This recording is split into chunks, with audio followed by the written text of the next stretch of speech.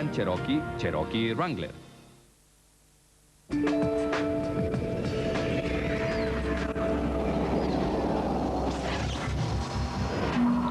Si hay que ver para creer, ¿constituyen una prueba estas imágenes? No puedo probar nada diferente a lo que tengo en cinta de video. ¿Estos extraños objetos metálicos fueron producidos por una tecnología extraterrestre? Todos los que lo han visto dicen que fue diseñado, no se sabe por quién o por qué. Un examen más detenido proporcionaría una nueva visión. La evidencia en Semana de la Invasión Extraterrestre. ¿Los extraterrestres están aquí? Muchos científicos concuerdan en que en el gran esquema del universo debe existir vida en alguna forma en otra parte.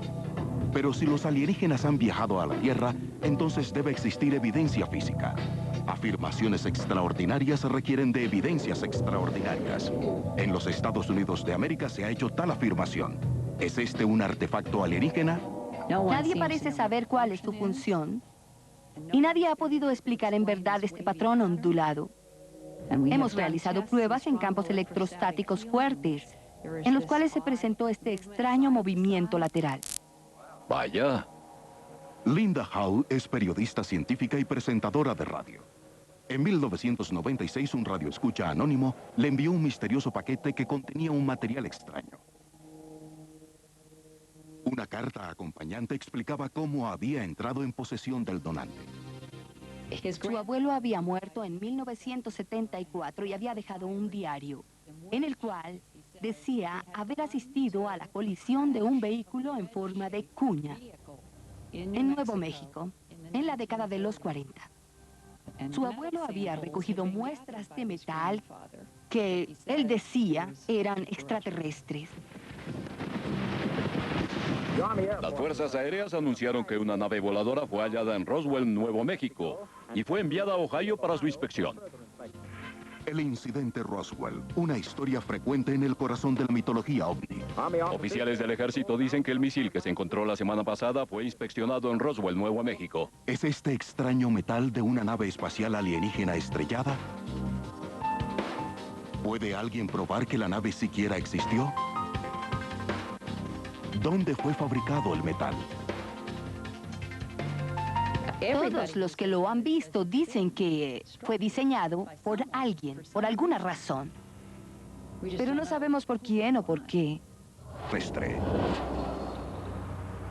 Llevamos una parte del metal de Linda Howe del sitio de la colisión a Inglaterra para ser examinada en los prestigiosos laboratorios de tecnología AEA en Harvard.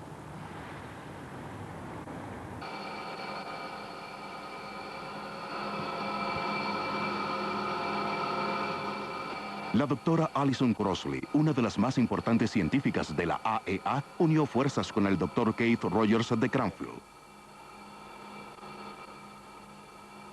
Predominantemente es magnesio. Tiene capas, unas capas muy delgadas que contienen bismuto. No es una sola hoja de material, es una acumulación de varias capas.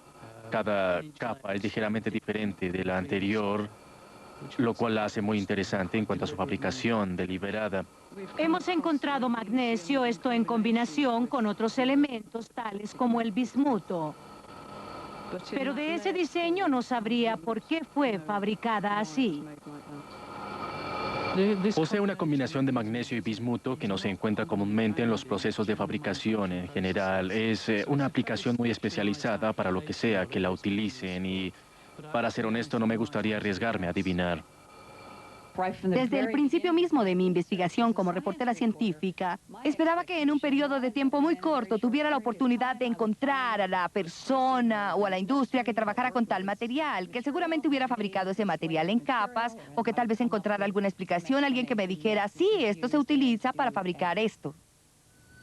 Linda Howe ya había preguntado a varios de los fabricantes estadounidenses líderes en aleaciones exóticas si conocían este extraño material de magnesio y bismuto. ¿Sabe qué es esto? Le diré algo, no tengo la menor idea. Francamente, yo buscaría hacer contacto con un metalúrgico de los Laboratorios Nacionales Sandia. Vaya, es muy extraño. ¿Y usted me pregunta si sé qué es esto? Sí. No tengo idea. Podría tratar de adivinar, pero en realidad no lo sé. El mayor productor mundial de magnesio es Dow Chemical. No fabricamos nada parecido en la compañía Dow Chemical. No he podido hallar a una sola persona en ninguna parte que sepa algo sobre el trabajo con bismuto y magnesio zinc en estas capas de micrones o que tenga alguna pista de en qué se utiliza.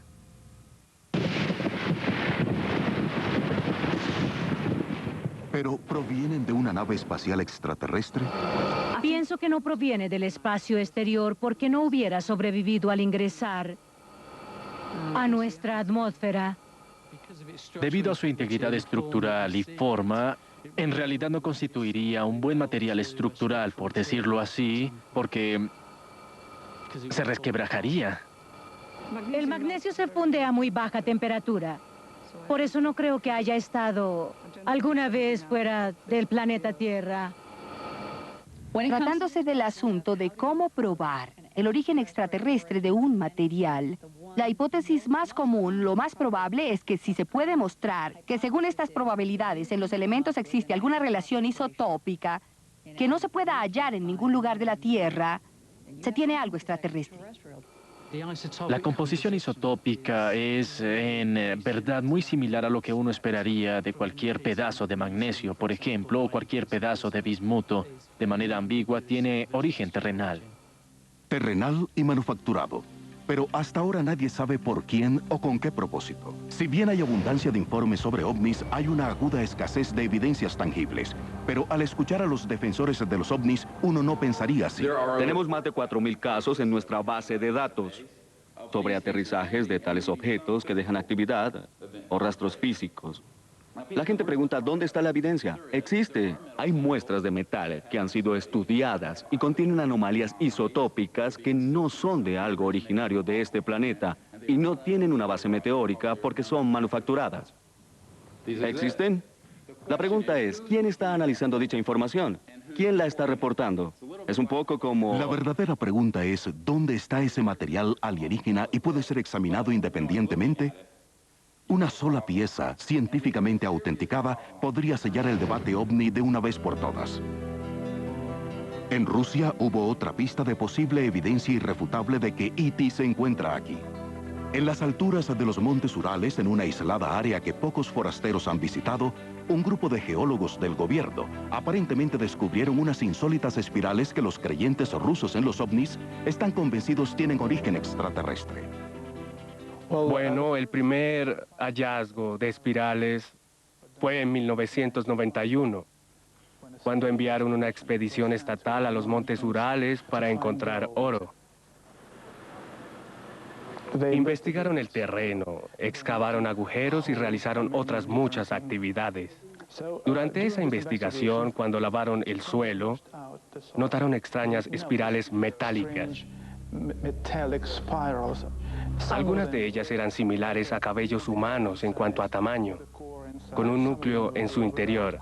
Algunas no tenían núcleo o eran solo núcleo. Algunas eran grandes, de aproximadamente 3 centímetros de longitud, pero pensaron que se trataba de contaminación tecnológica. La siguiente expedición en 1992 y 93, en un lugar diferente, en diferentes locaciones, nuevamente encontraron la misma clase de espirales. Decidí emprender mi propia expedición al lugar. Así lo hice en 1995. Llegamos exactamente al área donde la expedición estatal había buscado oro y visitamos los emplazamientos. Tomamos muestras del terreno, las lavamos y encontramos las espirales. Durante nuestra investigación tratamos de examinar muy detenidamente todas las teorías posibles al respecto. Unas muestras de espirales se llevaron al Instituto de Geología de Moscú para un examen detallado por parte de sus científicos. Uno de ellos había estado en el mismo sitio donde se habían hallado las espirales en los montes Urales. Hay varios puntos que al menos por el momento no podemos explicar con exactitud. Primero, las espirales están distribuidas en un área muy amplia y la región de los montes Urales es como un gran basurero. Hay gran cantidad de contaminación industrial. Cuando fuimos buscando específicamente espirales, Tratamos de cerciorarnos de que nuestro experimento no fuera contaminado por otros materiales, como ha sucedido en otras ocasiones. Por eso somos cuidadosos. Todas las muestras halladas en años anteriores también se extrajeron de profundidades de entre 2 y 12 metros. Eso también nos da una idea de la edad aproximada de las espirales. Cuando lavamos la muestra de terreno extraída de unos 6 metros bajo la superficie, tuvimos mucho cuidado. Basados en esto y en los depósitos en la cantera de donde provinieron, se fecharon en una edad aproximada de 80.000 a 100.000 años de antigüedad. Todos nosotros, como expertos, estamos de acuerdo con que las espirales no eran orgánicas, sino fabricadas. Lo cual suscita la pregunta, ¿en realidad son estas espirales de nuestra propia civilización o será de alguna otra? Es una pregunta abierta. En ocasiones nos inclinamos en una dirección y luego en otra. Valery Uvarov aceptó que lleváramos algunas de aquellas espirales rusas a Inglaterra para un análisis independiente.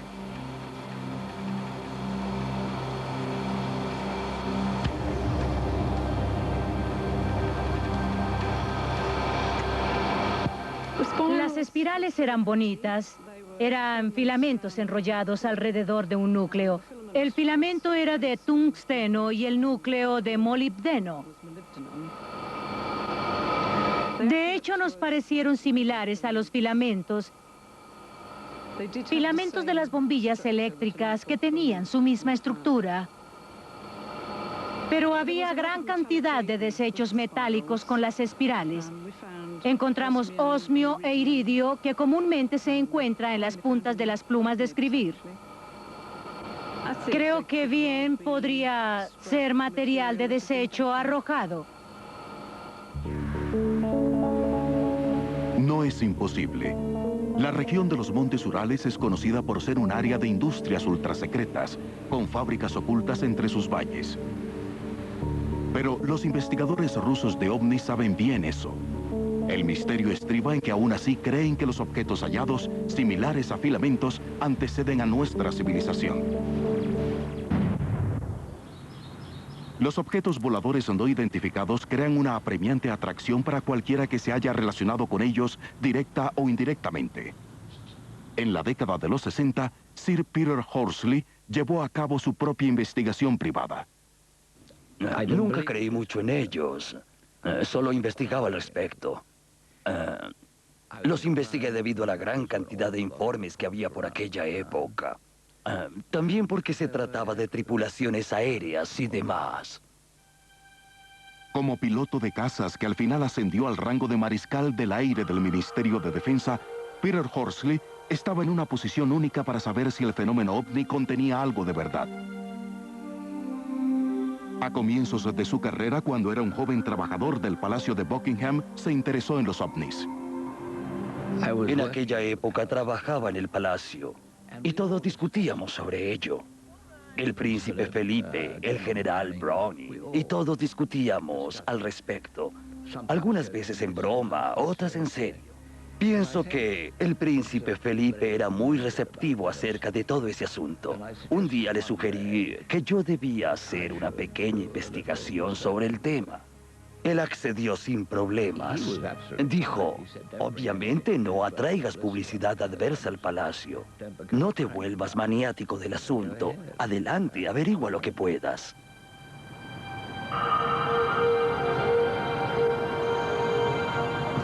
El comandante de cazas me llamó y dijo, tenemos un caso aquí con una tripulación de cazas nocturnos, Vampire, que vieron un objeto volador no identificado volando sobre ellos.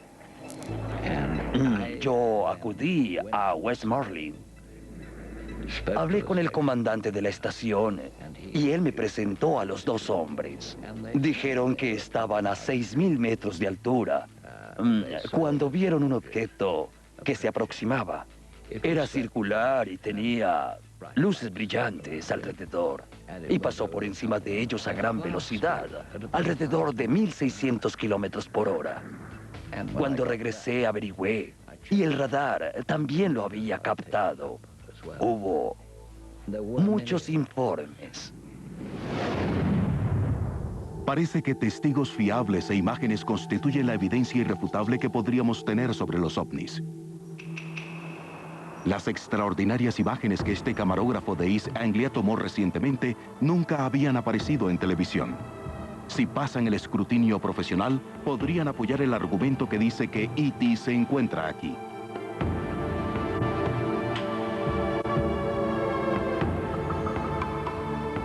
Aunque emocionante, la evidencia visual sobre ovnis está lejos de ser confiable.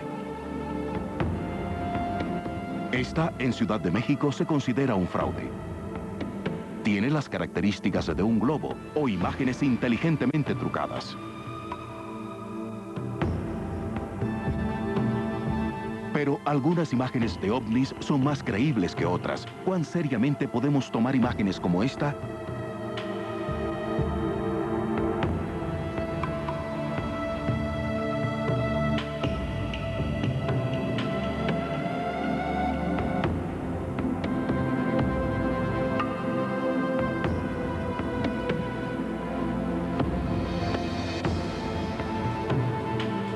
Hay demasiados farsantes que lo hacen deliberadamente, que utilizan esto, el deseo de la gente de creer en algo para sus propios propósitos mercantiles y comerciales, para hacer dinero con esto.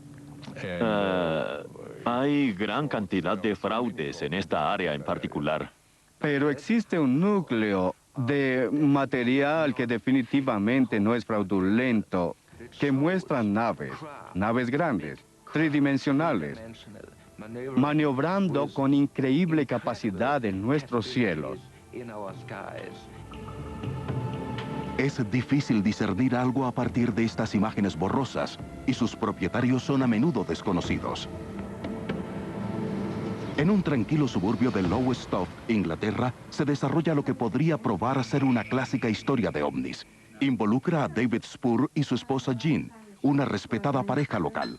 David es un competente fotógrafo paisajista, pero dice que no puede vivir de ello. Le pagamos para tener acceso televisivo de otras tomas de video que había realizado.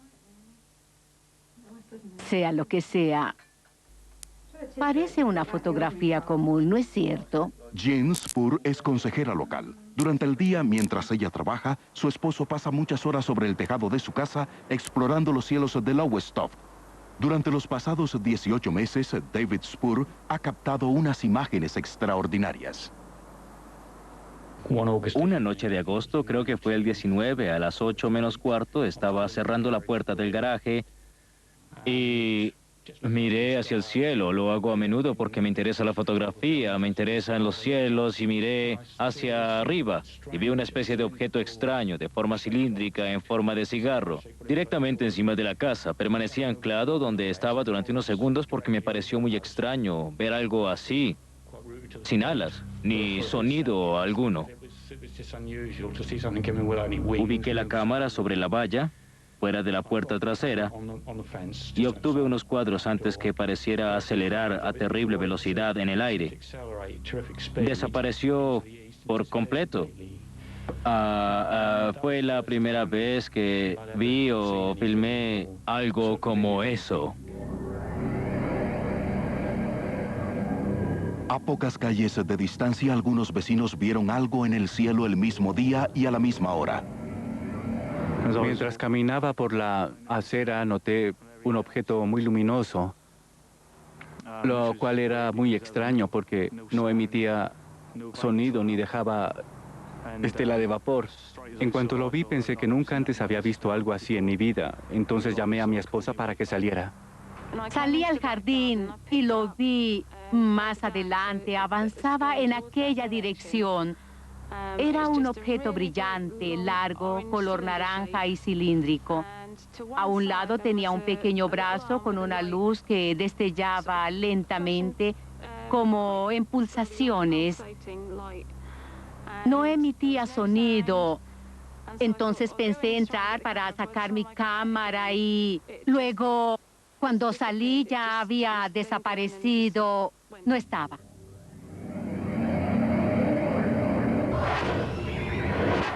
Y profesor de economía en la Universidad de Beijing. Continuamos con Semana de la Invasión Extraterrestre.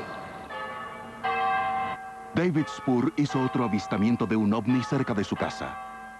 Vi una serie de luces intermitentes que venían del mar. Fui por mi cámara, subí a mi bicicleta y vine a este punto exacto donde estamos. Y vi un objeto en el cielo, una luz muy brillante. Apareció casi de la nada, parecía un platillo. Era brillante y emitía una luz trémula.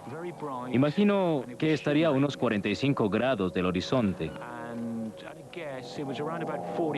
Eso lo supe porque justo bajo el horizonte había un bote que se alejaba. Costa arriba se divisa una posada desde aquí. Dirigí la cámara hacia allá para orientarme hacia el objeto, porque, como dije, la oscuridad era total.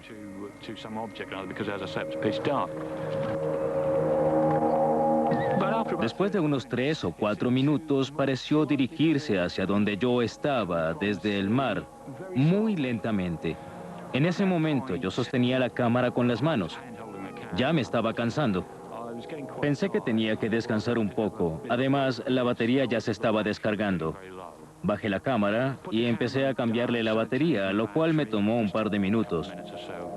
Cuando alcé la vista de nuevo, el objeto había desaparecido por completo. Que se haya alejado o haya desaparecido, no lo sé, pero es lo que sucedió. Al año siguiente, David Spur vio y fotografió al menos otros 2 ovnis. Y su esposa también presenció un importante avistamiento. Me encontraba en el solar leyendo el periódico, según recuerdo. Tenía mi cámara junto a mí la mayor parte del tiempo. Miré hacia arriba y vi un objeto que parecía flotar en el noreste. Levanté mi cámara y empecé a filmar el objeto.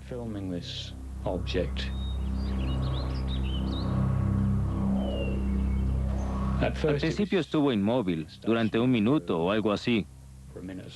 Y luego pareció moverse hacia un costado.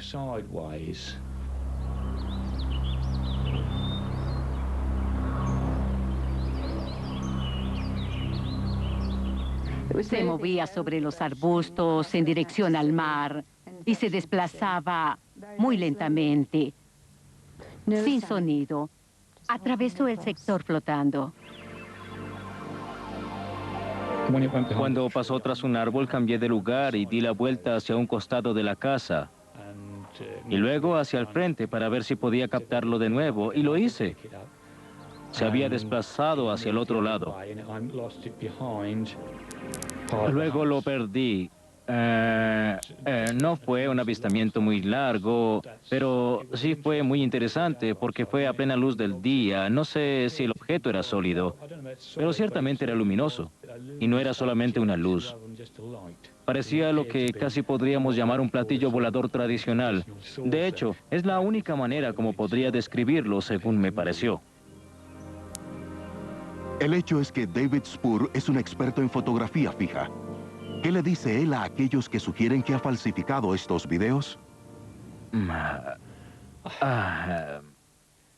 Lo único que puedo decir es que deben ver lo que grabé, que deben analizar las películas y especialmente las diurnas, y si pueden averiguar la forma como las falsifiqué, son mejores que yo, porque yo no sé cómo se podrían falsificar. Créanme, categóricamente puedo decir que no lo hice. Simplemente ocurrió y yo lo presencié, al igual que mi esposa. Me crean o no, lo único que puedo decir es que es la verdad. La Agencia para Evaluación e Investigación de la Defensa es una rama ejecutiva del Ministerio de Defensa inglés. Ellos accedieron a examinar las imágenes de David Spur. El doctor Richard Crowther es experto, entre otros temas, en identificación de desechos espaciales en los cielos de Inglaterra. Le preguntamos si sabía qué eran los objetos en las imágenes de David Spur. Posiblemente podría ser un tanque de algún vehículo lanzado. Podría ser cualquier receptáculo presurizado de un satélite sin idea de la resolución y de la distancia al observador, sin punto de referencia para medir el movimiento, no tengo la certeza de que sean desechos espaciales.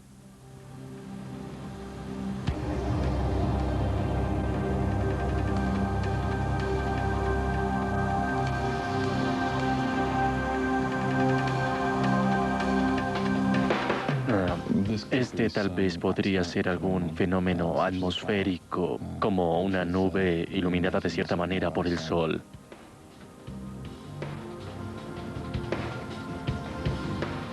Es poco probable que sean desechos espaciales, porque el movimiento es estacionario.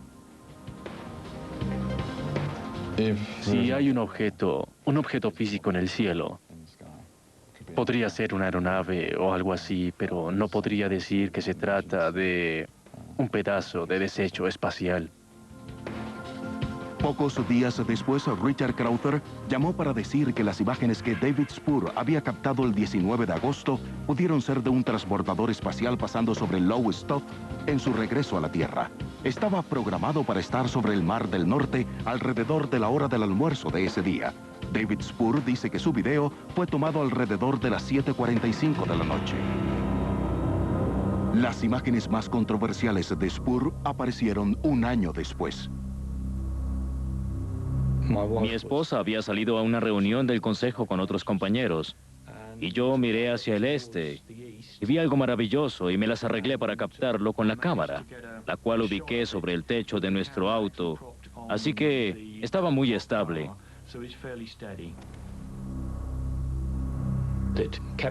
Permaneció en esa posición durante casi medio minuto. Luego partió velozmente a una buena velocidad, lo suficiente para no poder seguirlo con el visor. Una vez que desapareció, detuve la filmación y le di la vuelta a la casa para ver si podía captarlo en otro lugar y no pude volver a verlo. Sea lo que fuera, no emitió sonido alguno.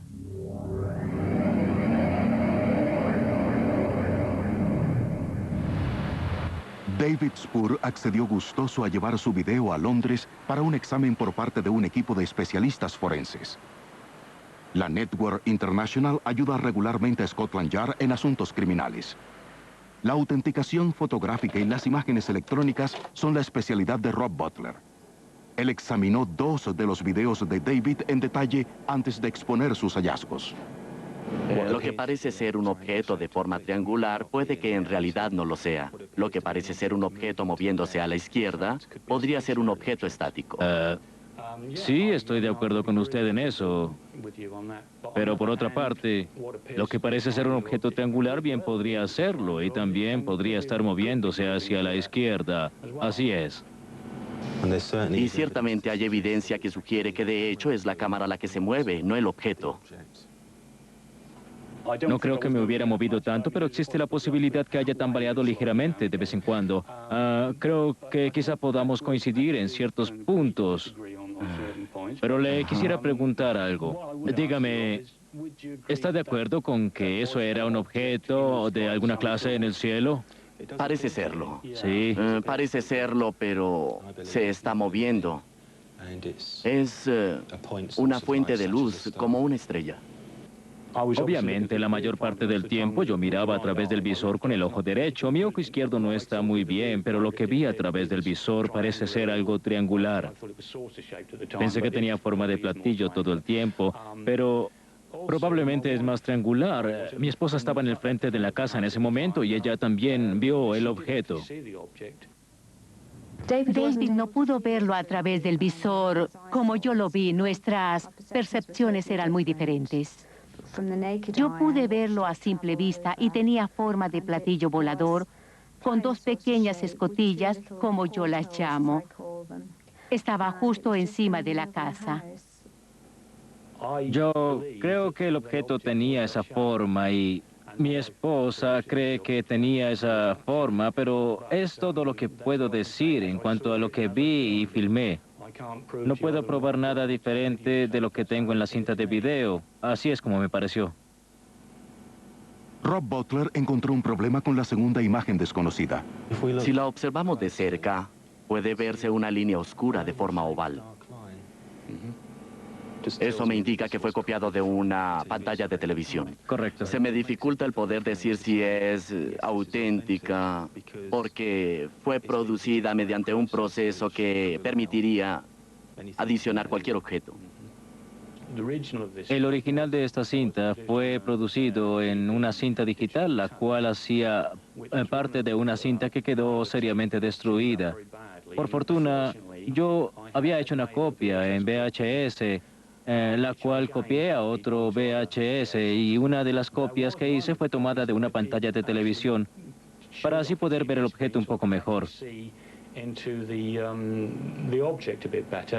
Para ser honesto, no estoy completamente seguro de si es esa cinta en particular o no. Si se observa desde cierta perspectiva, me han preguntado si esta es la filmación genuina de una ocurrencia genuina. Y no puedo decir que sí porque esta es una copia, porque creo que fue copiada de una pantalla de televisión. El hecho es que no se trata de un original. Significa que la alteración pudo haber ocurrido durante la producción.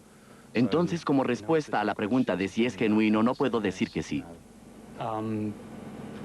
Bien, no puedo hacer nada más al respecto, aparte de decir que sé lo que filmé en ese momento en particular. Y bueno, por desgracia, en ese momento no hubo otros testigos del hecho. Yo soy el único y por eso todo lo que puedo decir es que sí se trataba de un objeto y que desapareció mientras filmaba. Al final, el análisis forense de las imágenes de David Spur no llegó a conclusión alguna. No puedo afirmar con absoluta certeza que el objeto que fotografié fuera extraterrestre, pero sí sé que lo fotografié y también sé que lo vi con mis propios ojos. De eso estoy seguro.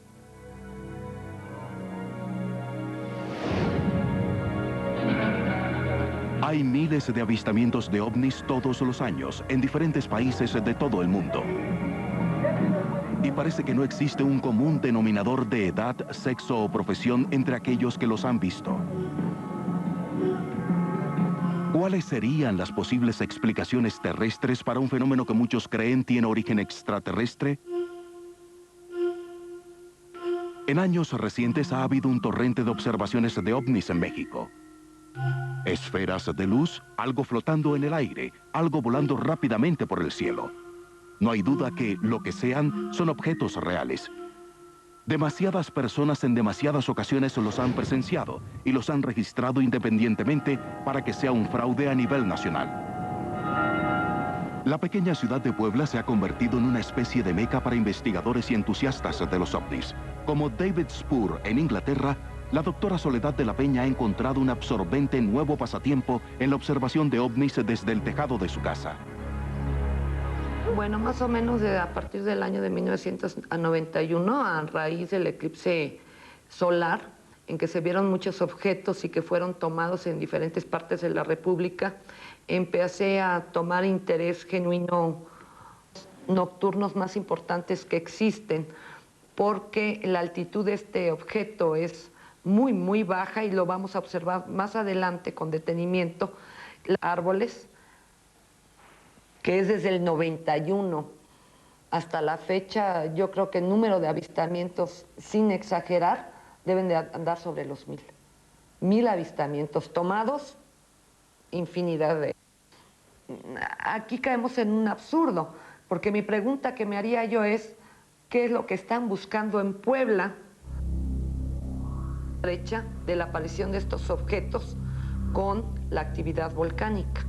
Entonces, cuando yo veo mucha abundancia de estos objetos, es que posiblemente va a haber un problema con él. La doctora Soledad de la Peña inadvertidamente ha establecido una conexión que algunos científicos sugieren es la respuesta a los ovnis que parecen esferas de luz. El análisis empírico indica que los acontecimientos con producción de luz, que la gente llama informes de ovnis, están emparejados con la actividad sísmica, que son fenómenos naturales.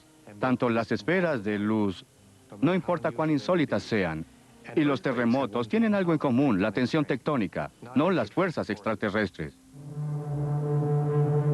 Una teoría les parece particularmente relevante a los mexicanos. Sugiere que en las profundidades de la Tierra, la presión extrema sobre las rocas produce una carga eléctrica que se manifiesta sobre la superficie como esferas de luz. México yace sobre un lecho de actividad sísmica y muchos, como la doctora Soledad, han visto ovnis en el monte Popocatépetl y sus alrededores. Aún así, parece improbable que la teoría de la tensión tectónica pueda explicar completamente las luces no identificadas que se han visto en Rusia, Alemania, Israel y muchos otros lugares del mundo. Todo el grupo flotaba en el aire sin realizar movimientos súbitos. Flotaba de manera bastante estable. Luego vi una pequeña esfera que llegó de la derecha y parecía volar directamente al grupo, el cual se disolvió. ¿Y qué hay de los ovnis que parecen tener forma definida de aeronave, disco, cubo o cigarro que pilotos y otros han reportado durante años?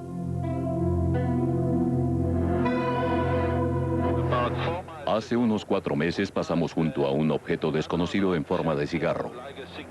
¿Tienes algo en el telescopio? El público veía que gran cantidad de programas clasificados en las décadas de los 50 y los 60 trataban sobre objetos voladores no identificados. La comunidad de inteligencia sabía que se trataba de sus propios programas y no se lo decían a nadie.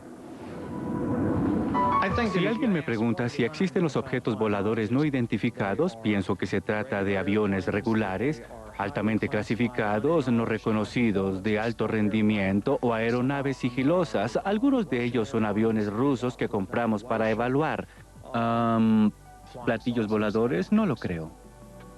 En realidad, las aeronaves militares secretas en los cielos y la tensión tectónica bajo la Tierra pueden explicar un gran porcentaje de observaciones de ovnis. Y durante los últimos 40 años ha habido otra posible fuente: desechos del espacio. Endeavor inspeccione. Todo está bien. Podemos rastrear con radares y telescopios unos 8.000 objetos. Conocemos las posiciones regularmente. En promedio, regresa uno de ellos a la Tierra diariamente. Cuando lo hacen y pasan a través de la atmósfera, se calientan. Algunos quedan destruidos. Algunas piezas sobreviven al reingreso y se estrellan contra la superficie de la Tierra. Pero aún hay un porcentaje de avistamientos que permanece en el misterio. El hecho de que no haya habido muchos ejemplos, quizás 5 o 10 casos inexplicables, no significa que no fueron importantes. Probablemente esos casos fueron mucho más importantes que esos miles de avistamientos que tuvieron una explicación racional. Vi todos los informes de platillos voladores que llegaron a la sala de operaciones de la Fuerza Aérea. Pienso que un 90% de ellos, quizás un 95% podrían explicarse, pero hubo un 5% inexplicable. Hay dramática evidencia nueva proveniente del telescopio Hubble en cuanto a que las probabilidades de vida en otros lugares del universo son mucho mayores de lo que jamás se había pensado. En octubre de 1998, observando 12.000 millones de años atrás en el tiempo, el Hubble reveló un temprano universo con el doble de galaxias de lo que se pensaba previamente. Sabemos que la vida probablemente aparece muy fácilmente cuando las condiciones son correctas, la situación de temperatura, la humedad y así sucesivamente. Encontramos formas de vida en ambientes muy hostiles, en el fondo del océano, en manantiales sulfurosos calientes y en otros lugares. Pienso que allá, afuera, en ese vasto universo, debe haber muchas formas de vida. Aquello debe estar atestado de formas de vida. Pero si el universo está atestado de formas de vida, y algunas podrían ser más avanzadas técnicamente que la nuestra, ¿por qué no habrían de estar visitando la Tierra? No somos tan importantes. Somos un planeta pequeño con un sol de mediana clase en un distante rincón de la galaxia, en uno de sus brazos en espiral. Y hay personas que dicen que somos los seres más importantes del universo porque una y otra vez nos visitan seres superiores. No hay duda de que el fenómeno ovni existe, y es global. Pero hasta ahora no hay evidencia concluyente de que haya una conexión extraterrestre. Cada vez que se presenta una evidencia, parece desvanecerse después de un examen detenido. Letras turboactivadas. En lugar de buscar a E.T. en la Tierra, los científicos de la NASA están firmemente concentrados en una búsqueda en otro lugar.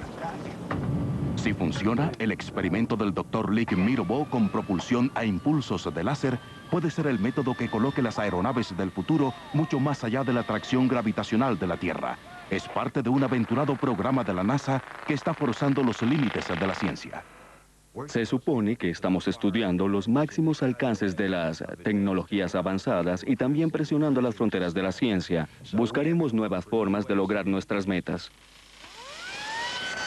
2, 1.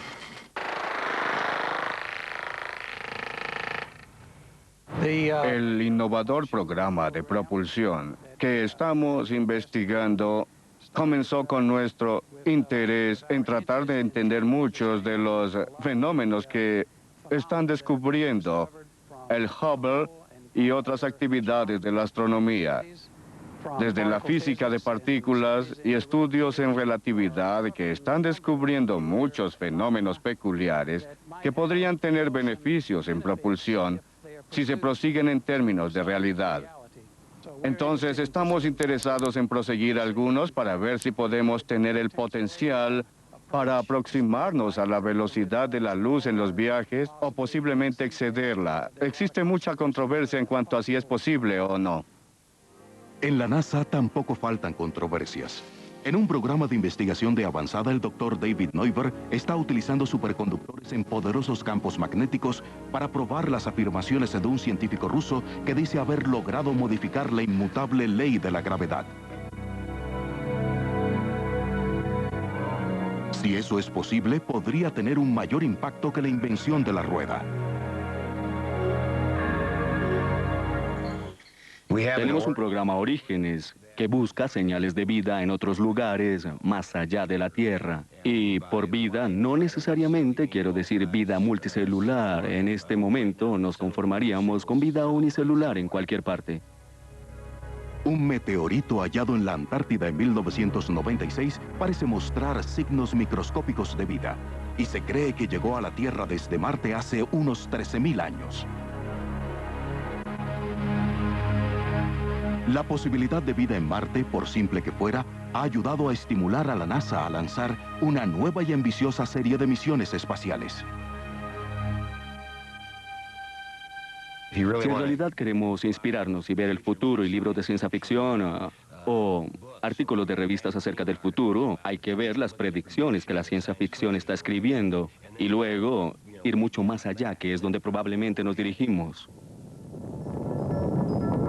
Tenemos ignición y despegamos del orbitador climático de la NASA en Marte, en nuestra exploración de los misterios del planeta rojo.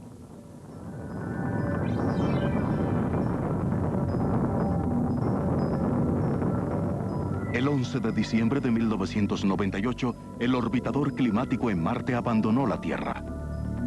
Ese día comenzó seriamente la búsqueda de E.T.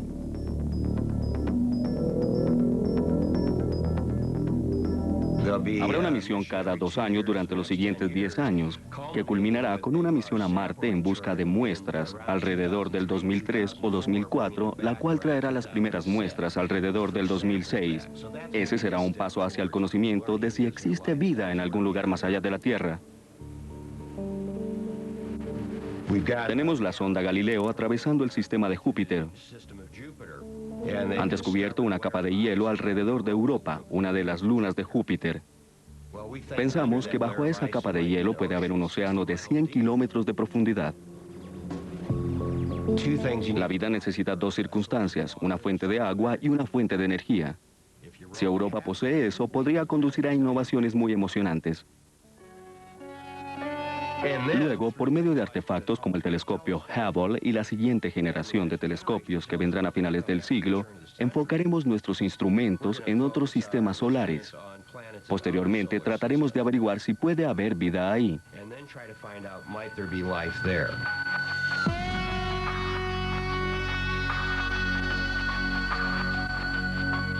En un universo de puntos de luz, los billones de ellos que se ven allá afuera, la noción de que somos únicos, que de alguna manera somos el único lugar en el vecindario celestial donde hay vida, es inconcebible para mí. Ahora, el asunto es, ¿podemos encontrar esa vida? ¿La reconoceremos cuando la veamos? ¿Y tiene el aspecto que aquí esperamos que tenga?